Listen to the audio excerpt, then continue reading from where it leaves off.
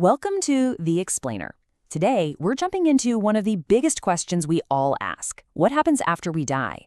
We're going to look at two completely different answers from ancient India. One path gives you a very detailed roadmap for the soul, full of rituals and duties.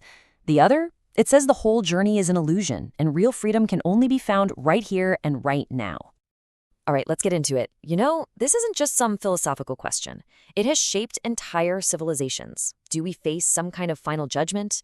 Does the soul travel to another dimension? Or is the answer something we haven't even considered? So here's how we're going to break this down. First, we'll dive into the superstructured path of the Garuda Purana and its focus on the soul's big transition. Then we'll flip the script and look at a totally different view from the Tantric tradition, which is all about consciousness. And finally, we'll see what these two ancient paths can teach us about how to live today. Okay, let's start with the Garuda Purana.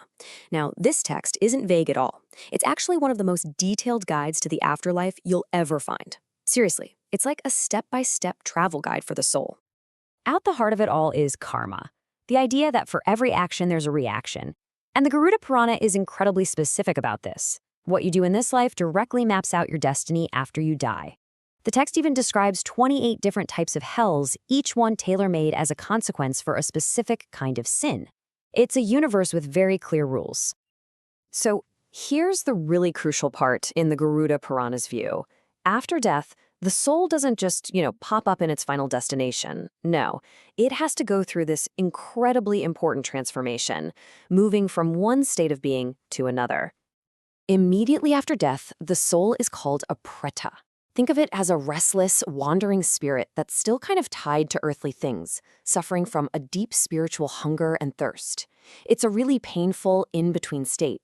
The whole goal of the rituals performed by the family is to help this soul evolve into a Pitri, a peaceful, respected ancestor, finally able to rest in the next world. And this is where it gets really personal and pretty intense. The text doesn't just describe this state, it actually gives the soul a voice.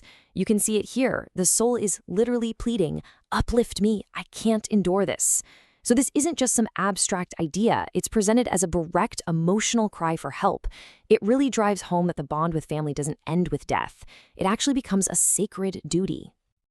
And this is exactly why those first 13 days after a death are considered so absolutely vital. Each ritual you see here is a critical step. The offerings over the first 10 days are believed to literally build a new, subtle body for the soul to exist in. Then you get to the really key rites on day 11 and day 12. These are what formally merge the soul with the line of ancestors, finally completing that journey from a suffering Preta to a peaceful Pitri. So you can see it's a very powerful, very complete system. But it does make you wonder, is this the only way to look at it? What if this whole idea of a journey after death, guided by rituals, is just one way of seeing a much bigger picture? Okay, let's totally switch gears now. We're going to explore a path that pulls the focus away from the afterlife completely and zooms right in on this very moment. This is the radical perspective of the Vigyan Bhairav Tantra. The Tantric view just flips the whole problem on its head. It says, the real prison isn't some hell you might go to later, it's your own desire, right here, right now. This quote is such a brilliant paradox. Desire is bondage. Therefore, you cannot desire liberation. Think about that. The moment you start wanting freedom, you've just created another desire, another chain. Real liberation isn't something you achieve. It's what's left when desire just dissolves. So from this perspective, liberation isn't some reward you get after you die.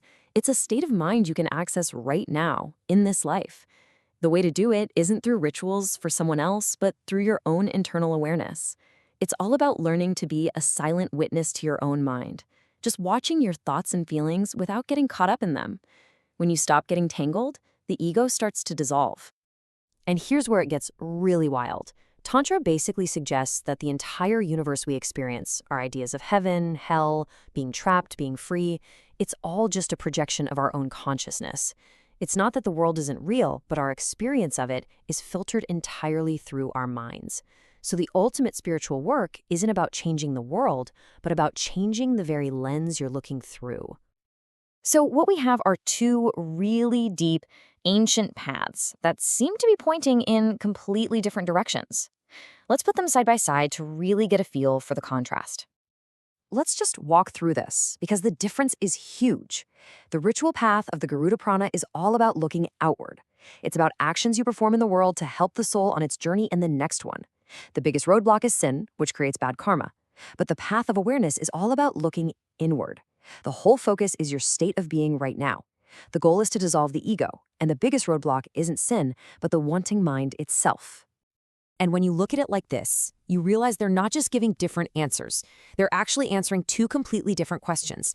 The Garuda Purana is asking, how do we help the dead on their journey? And the Vigyan Bhairav Tantra is asking, how can we become free from our own baggage in this very life? So, where does all this leave us? We've got these two really profound frameworks. One looks outward, at our sacred duty to those who've passed on, and the other looks inward, at our own potential for freedom before we die. One path gives us a map for the afterlife, which can be a huge source of comfort and purpose for the living. The other gives us a guide for transcendence, right here and now. But what's really fascinating is that in the end, they both point to the same basic truth. How you live today is what matters. Whether you're focused on your karma for the next life or your consciousness in this one, the call to action is to live with more awareness. And that brings us to a final, really powerful question to think about. Should our main focus be on preparing for the journey after death, through good deeds and rituals, or should it be on finding liberation from that journey altogether, by realizing in this moment that we were never really trapped to begin with? Maybe, just maybe, true wisdom isn't about picking one path, but learning to walk with an awareness of both.